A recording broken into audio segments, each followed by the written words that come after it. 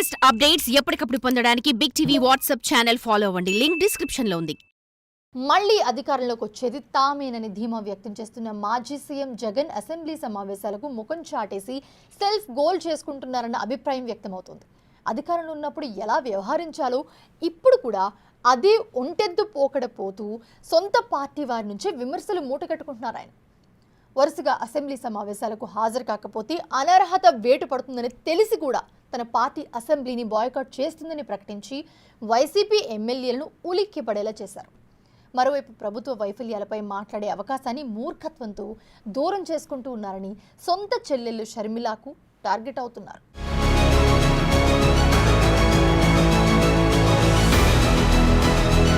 YCP అధ్యక్షుడు జగన్ ఓటమి తర్వాత కూడా మార్పు కనిపించడం లేదు.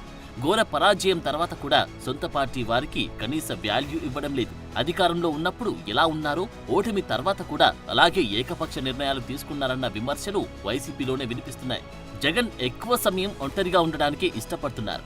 ఆయనకు పార్టీ విషయాలను, నిర్ణయాలను నేతలతో పంచుకునే ఉద్దేశం లేనట్లే కనిపిస్తోంది. ఏ పార్టీలోనైనా అధ్యక్షుడు పార్టీ సీనియర్లతో చర్చించి కీలక నిర్ణయాలు తీసుకుంటారు. అయితే వైసీపీలో ఆ పరిస్థితి కనిపించదు.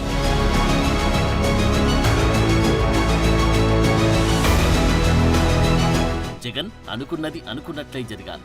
తాజాగా ఆయన తీసుకున్న 2 నిర్ణయాలు మరోసారి ఆయన వైఖరిని స్పష్టం చేస్తున్నాయి. అదే వైసీపీలో చర్చనీయాంశంగా మారింది.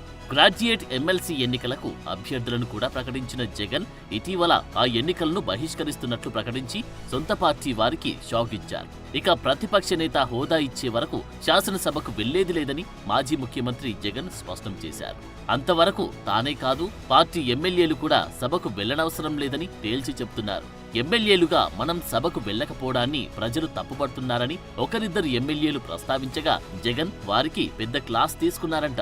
మనమేమీ సభకు శాశ్వతంగా వెళ్లం అనడం లేదు. ప్రతిపక్ష హోదా ఇస్తామంటే వెళ్తాం. 40% ఓట్లు వచ్చిన పార్టీని శాసనసభలో ప్రతిపక్షంగా ఆ పార్టీ నాయకుడిని ప్రతిపక్ష నేతగా గుర్తించరా? అలా గుర్తించకుండా సభకు వెళితే మామూలు ఎమ్మెల్యేకి ఇచ్చినట్లు 2 నిమిషాలు మైక్ ఇస్తామంటే ప్రజా సమస్యలను అక్కడ ఏం ప్రస్తావించగలనని వితండవాదం చేశారంట.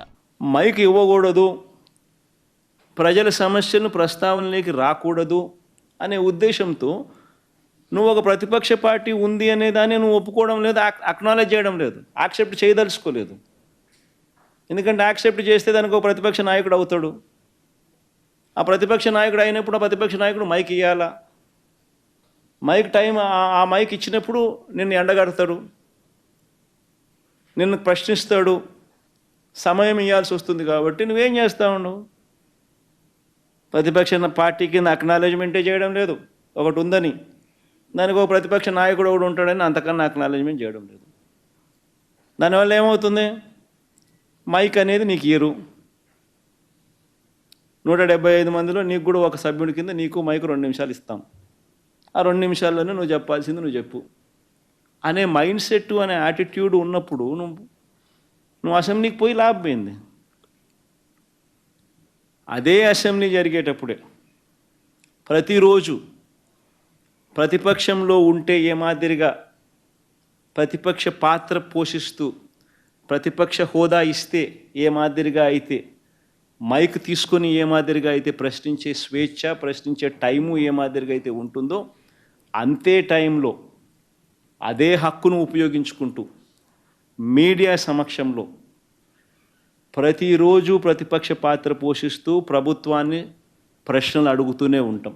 అసెంబ్లీలో ప్రతిపక్ష హోదా కోరుతూ హైకోర్టులో పిటిషన్ వేశాం. కోర్టు నుంచి వచ్చిన సమన్లు కూడా స్పీకర్ తీసుకోలేదని జగన్ అన్నట్లు తెలిసింది. అయితే సభకు ఒకసారి వెళ్లి చూస్తే మేలని, వెళ్ళాక కూడా మైక్ ఇవ్వకపోతే అప్పుడే అసెంబ్లీకి రామంటే ప్రజలు కూడా అర్థం చేసుకుంటారని ఎమ్మెల్యేలు అభిప్రాయపడ్డారంట. దానికి వాళ్ళు మైక్ ఇవ్వరు. అంతదానికి వెళ్లడమెందుకని జగన్ అసహనం వ్యక్తం చేసినట్లు తెలిసింది. అసెంబ్లీకి వెళ్లనంటున్న జగన్ మీడియా ముఖంగా అసెంబ్లీలో ప్రస్తావించాల్సిన అంశాలను మాట్లాడతానంటున్నారు. జగన్ నిర్ణయం పైన వైసీపీ ఎమ్మెల్యేలో నిరుత్సాహం నెలకొందంటున్నారు.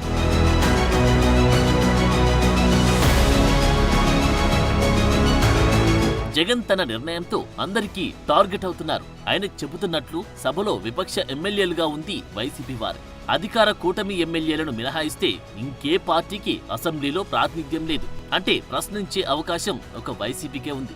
అలాంటిది జగన్ బాయ్కట్ మంత్రం పఠిస్తుండడంపై సొంత చెల్లి సహా అందరూ ధ్వజమెత్తుతున్నారు. ప్రతిపక్ష హోదా ఇస్తేనే అసెంబ్లీలో అడుగు పెడతాను అనడం జగన్ అజ్ఞానానికి నిదర్శనమని షర్మిల విమర్శించారు. ప్రభుత్వ వైఫల్యాలపై ప్రజల గొంతుకయ్యే అవకాశం వైసీపీకి ప్రజలిస్తే ప్రతిపక్ష హోదా ఇస్తేనే అసెంబ్లీకి వస్తాను అనడం సిగ్గుచేటని ఎద్దేవా చేశారు. ప్రజా తీర్పు గౌరవించని వారు ఎమ్మెల్యే పదవులకు రాజీనామా చేయాలని డిమాండ్ చేశారు. వైసీపీ ఎమ్మెల్యేలకు కూడా చెప్తున్నాను, దిస్ ఇస్ అబ్సల్యూట్లీ రాంగ్. మీరు రాజీనామాలు చేయండి. ఈసారి మళ్ళీ మీరు నిలబడితే ప్రజలకు చెప్పండి, మేము అసెంబ్లీకి వెళ్ళము, మిమ్మల్ని గెలిపించినా మేము వెళ్ళము అని చెప్పండి. అప్పుడు మీరు ప్రజలు మీకు ఓటేస్తారేమో చూడండి. మీరు అలా రెఫరెండం తీసుకోగలిగితే ఇది చేయండి. కాబట్టి కాంగ్రెస్ పార్టీ డిమాండ్ చేస్తుంది, మీకు ధైర్యం లేకపోతే, మీకు ఆ సామర్థ్యం లేకపోతే వైసీపీ ఎమ్మెల్యేలు అందరూ రాజీనామాలు చేయండి. బాయ్కాట్ నిర్ణయంపై అటు సొంత ఎమ్మెల్యేలు అసంతృప్తిలో ఉన్నా ఇతర పక్షాలు ఎన్ని విమర్శలు చేస్తున్నా జగన్ పట్టించుకునే పరిస్థితి కనబడదు. అయితే ఆయన ఇక్కడ చిన్న లాజిక్ మిస్ అవుతున్నారు. ప్రతిపక్ష నేత హోదా ఇవ్వకపోతే అసలు ఈ టర్మ్లో అసెంబ్లీకే రామని ఆయన ప్రకటించారు. గరిష్ట గడువులోగా ఏ ఎమ్మెల్యే అయినా అసెంబ్లీకి హాజరు కాకపోతే చర్యలు తీసుకునే విచక్షణాధికారం స్పీకర్కి ఉంటుంది. సరైన రీజన్ చూపించకుండా ఎగ్గొడితే అనర్హత వేటు వేస్తారు.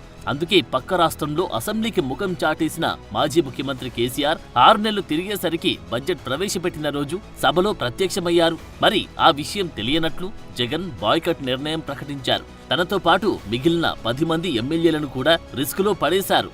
మరి అనర్హత వేటు భయంతో మున్ముందు అసెంబ్లీకి హాజరైతే అప్పుడేం సమాధానం చెప్తారో చూడాలి.